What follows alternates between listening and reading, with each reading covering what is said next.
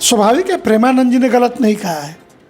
प्रेमानंद जी की भाषा सीधी और सपाट हो सकती है, लेकिन पूछूं इस देश में स्पर्म बैंक चलने लगे, इस पर किसी ने बोला? जिस वृंदावन में प्रेमानंद जी रहते हैं वो वृंदावन की सच्चाई को जानते हैं। सैटरडे संडे में जो न्यू कमर लड़के लड़कियां दिल्ली के विभिन्न डिग्री कॉलेज विश्वविद्यालयों में पढ़ते हैं, गर्लफ्रेंड बॉयफ्रेंड आकर के वृंदावन के धर्मशालाओं में 2 घंटे के लिए कमरे क्यों ले रहे हैं? नमस्कार, आप देख रहे हैं देश की बात आपके साथ। आज हमारे साथ अखिल भारत संत समिति के महामंत्री जितेंद्रानंद जी महाराज मौजूद हैं और आज वो इसलिए मौजूद हैं क्योंकि मामला इस समय अनिरुद्धाचार्य का जो था कि 25 साल की लड़कियों तक उम्र तक पहुँचते पहुँचते लड़कियाँ 4-5 जगह मुँह मार चुकी होती हैं। उसके बाद देखिए कि प्रेमानंद महाराज जी का भी एक बयान सामने आया है। उन्होंने भी ये कह दिया कि 100 में से 3-4 लड़कियाँ ही होंगी जो पवित्र होंगी और पुरुष जो है 4 स्त्रियों से संबंध बनाते हैं, इसलिए पत्नी संतुष्ट नहीं होते, और पत्नियां जो है उससे 4 पुरुषों से संबंध बनाती है, इसलिए वो संतुष्ट नहीं होते। तो वृंदावन के इन संतों को क्या हो गया है? हो कुछ नहीं गया है। धर्माचार्य धर्म के मुद्दे पे बोलता है। हम मानसिक स्वतंत्रता से जब शारीरिक स्वतंत्रता पश्चिम के विकास की अवधारणा को स्वीकार करेंगे तो हमें यह लगेगा कि संत गलत बोल रहे हैं। संत गलत नहीं बोल रहे हैं, संत शास्त्र बोल रहे हैं। हाँ, भाषा शब्दों की मर्यादा और युग के अनुसार बदलते परिवेश में किसी को लगता होगा कि वो बड़े भले लोग हैं, लेकिन शास्त्र तो कहते हैं कि बालिका के रजस्वला होते ही उसका विवाह कर दिया जाए, अर्थात यौनांगों के विकास होने के बाद विवाह कर ही देना चाहिए, ये शास्त्र मानते हैं। तो धर्माचार्य तो शास्त्र बोलेगा ना, और शास्त्र तो छोड़िए, अभी पीछे के 4-5 दिनों के अंदर देश के टॉप गायनोलॉजिस्टों के बयान सामने आए हैं, उनके रिसर्च सामने आए हैं कि शरीर की अपनी आवश्यकता है और शरीर की जो अपनी आवश्यकता है उसकी पूर्ति कैसे होगी? समय से अगर विवाह नहीं होंगे और संस्कार नहीं दिए जाएंगे तो धर्माचार्य तो अपने को संस्कारों की बात बोलेगा। संस्कार नहीं दिए जाएंगे तो परिणाम क्या होंगे? अचानक से विवाहेतर संबंध और विवाह के बाद लड़कियों के द्वारा लड़कों पर अविश्वास, कहीं ड्रम में पाए जा रहे तो कहीं पर हनीमून मनाने जाने के नाम पर लाशें पाई जा रही हैं, और अचानक ये जो अविश्वास परस्पर बढ़ा है और इसके परिणाम स्वरूप एक और बात सामने आई है कि भारतीय लड़कों ने विदेशों में शादियां करना, क्योंकि विदेश ने उस नंगेपन के चरम उत्कर्ष को प्राप्त कर लिया, वहाँ के लड़कों ने भी लड़कियों ने भी। भारत की जो लड़कियां हैं वो सोच रही हैं कि हम जो ये संबंध है, स्वतंत्रता का अर्थ मानसिक स्वतंत्रता उनके लिए नहीं है, शारीरिक स्वतंत्रता, अर्थात माता पिता यह ना पूछे कि रात में कब आ रही हैं, घर से कब जाना है, कोई पूछे नहीं, कोई रोक टोक नहीं हो, तो यह स्वतंत्रता भारतीय संस्कृति का हिस्सा नहीं है।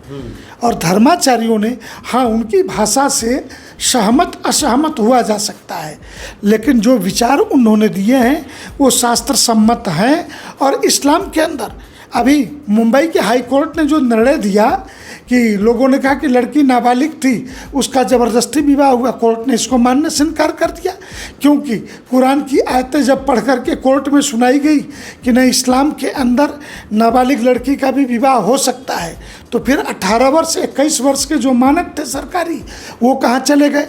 तो आप इस्लाम और क्रिश्चियनिटी को बाइबिल और कुरान के आधार पे, हदीसों के आधार पर तो तय करते हैं।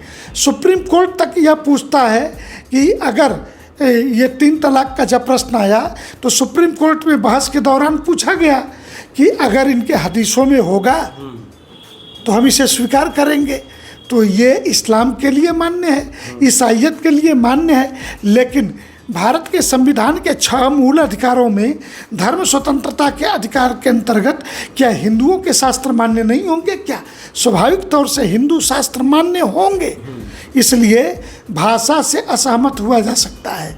हम आपके माध्यम से प्रेमानंद जी हो या अनिरुद्धाचार्य हो या अन्य कथावाचक हों, उनसे संत समिति के महामंत्री के रूप में हम यह आग्रह कर सकते हैं कि भाषा काल परिस्थिति के अनुसार, परंतु उनकी जो बातें हैं वो शास्त्र सम्मत हैं और उन्होंने वर्तमान परिस्थितियों में गलत नहीं कहा है। मैं उससे आगे बढ़ के एक बात कहूँ, हम लैंगिक युद्ध की तरफ बढ़ रहे हैं। लैंगिक भेदभाव के आधार पे भारत के अंदर आने वाले दिनों में कानूनों ने वो परिस्थितियां पैदा कर दी हैं कि ये कानून कि जिसमें कि पिता की संपत्ति में पुत्री का अधिकार, अरे पिता और भाई तो सर्वस्व लुटा देता था अपनी बहन के लिए, लेकिन संपत्ति के उस अधिकार के कानून ने आज रक्षाबंधन जैसे पवित्र त्यौहार पर भी ग्रहण लगा दिए कि भाई जब हिस्सा मिल ही गया तो उसको यहाँ आने की ज़रूरत क्या है, राखी बांधने की ज़रूरत क्या है। यही तो चाहिए था। रिश्ते टूट रहे हैं आपका मतलब? स्वाभाविक रिश्ते टूट रहे हैं। दूसरे, ये कानून ऐसा भी है कि विवाह हो, पर विवाह होते क्यों हैं? पति पत्नी अथवा एक स्त्री और पुरुष के बीच विवाह होता क्यों है? ये एक सामाजिक मान्यता है कि ये दोनों एक साथ रह सकते हैं संबंधों के बीच, और अगर विवाह हो परांत बगैर स्त्री के इच्छा के पुरुष उससे संबंध बनाता है तो उसके लिए सुप्रीम कोर्ट ने एक शब्द दिया, मैरिटल रेप, अर्थात विवाह भी बलात्कार में बदल जाएगा। तो विवाह का मतलब क्या है? फिर बचता क्या है इन रिश्तों में? तो हम कहीं उस तरफ तो नहीं बढ़ रहे जहाँ लैंगिक भेदभाव स्त्री पुरुष को संदेह की दृष्टि से देखे, पुरुष स्त्री को, और बड़ी उम्र में विवाह का मतलब एक समझौता मात्र है, क्योंकि दोनों एक दूसरे के प्रति समर्पित नहीं होते हैं। मैं ऐसे ऐसे केस आपके सामने रख सकता हूँ कि लड़की का वेतन भी 2 लाख है, लड़के का वेतन भी 2.5 लाख है, लेकिन उनके 4.5 लाख रुपए में से 3 लाख रुपए प्राइवेट वो करने वाले जासूसों को जा रहे हैं कि मेरा पति क्या करता है तो मेरी पत्नी क्या करती है, उसका बॉयफ्रेंड कौन है तो इसका गर्लफ्रेंड कौन है। तो कहीं न कहीं ये अविश्वास की खाई तभी दूर हो सकती है जब कम उम्र में एक 18। लेकिन स्वामी जी, महिलाएं ये कह रही हैं कि 100 में से 4 लोग महिलाएं पवित्र हैं, प्रेमानंद कर रहे हैं। वो होते कौन है महिलाओं को कैरेक्टर सर्टिफिकेट बांटने वाले? भाई वो होते कौन है? धर्म का फिर तो कोई मतलब नहीं बचा, धर्माचार्य का कोई अर्थ नहीं है। महिलाएं तो सड़क पे हैं, महिलाएं तो सड़क पे हैं, धरना दे रही हैं। ये वही नारीवादी लोग हैं कि, और अगर मुझे कहना हो तो उससे भी मैं खराब शब्दों में कह दूंगा कि जिन लोगों ने भारत को और भारत की आत्मा को नहीं समझा। शनि सिंगड़ापुर में आंदोलन की क्या जरूरत थी? और आंदोलन करने वाली कौन थी? तो वामपंथन थी। बड़े बड़े ये टीका बिंदी गैंग की महिलाएं जिन्होंने भारत की संस्कृति को नष्ट करने की सुपारी ली है, ये वो भाषा बोलती हैं कि फला धर्माचार्य होते कौन है। अरे हम शास्त्र बोल रहे हैं, तुम्हें मानना है मत मानो, तुम खुद ही कोठे पर बैठ जाओ, हम कर क्या सकते हैं? शरीर तुम्हारा है, शरीर स्वतंत्रता का अधिकार कानून में प्राप्त है, तुम बेचो, उस पर हमें कोई आपत्ति नहीं हो सकती। लेकिन धर्म जो कहता है, जो भारत की हजारों वर्षों की संस्कृति जो कहती है कि दैहिक स्वतंत्रता और मानसिक स्वतंत्रता इन दोनों के भेद हैं, और इस पर मानसिक स्वतंत्रता भारत के धर्म, भारत भूमि पर पैदा हुए संप्रदाय प्रदान करते हैं। दैहिक स्वतंत्रता की इजाज़त कभी नहीं दी, प्रकृति ने नहीं ऐसा बनाया, तो हम होते कौन हैं इसकी इजाज़त देने वाले? इसलिए शास्त्रकारों पर या धर्माचार्यों पर उंगली उठाने वाले लोग हम कतई यह मानने को तैयार नहीं कि वो सनातनी हो सकते हैं। आखिरी सवाल स्वामी जी, पूरे देश में एक नैरेटिव सेट हो गया प्रेमानंद जी महाराज के खिलाफ हो गया। अनिरुद्धाचार्य ने तो माफ़ी मांग ली है, अब प्रेमानंद जी महाराज का अखिल भारत संत समिति के महामंत्री देश आपकी ओर देख रहा है। स्वाभाविक है, प्रेमानंद जी ने गलत नहीं कहा है। प्रेमानंद जी की भाषा सीधी और सपाट हो सकती है, लेकिन पूछूं इस देश में स्पर्म बैंक चलने लगे, इस पर किसी ने बोला? जिस वृंदावन में प्रेमानंद जी रहते हैं वो वृंदावन की सच्चाई को जानते हैं। सैटरडे संडे में जो न्यू कमर लड़के लड़कियां दिल्ली के विभिन्न डिग्री कॉलेज विश्वविद्यालयों में पढ़ते हैं, गर्लफ्रेंड बॉयफ्रेंड, आकर के वृंदावन के धर्मशालाओं में 2 घंटे के लिए कमरे क्यों ले रहे हैं?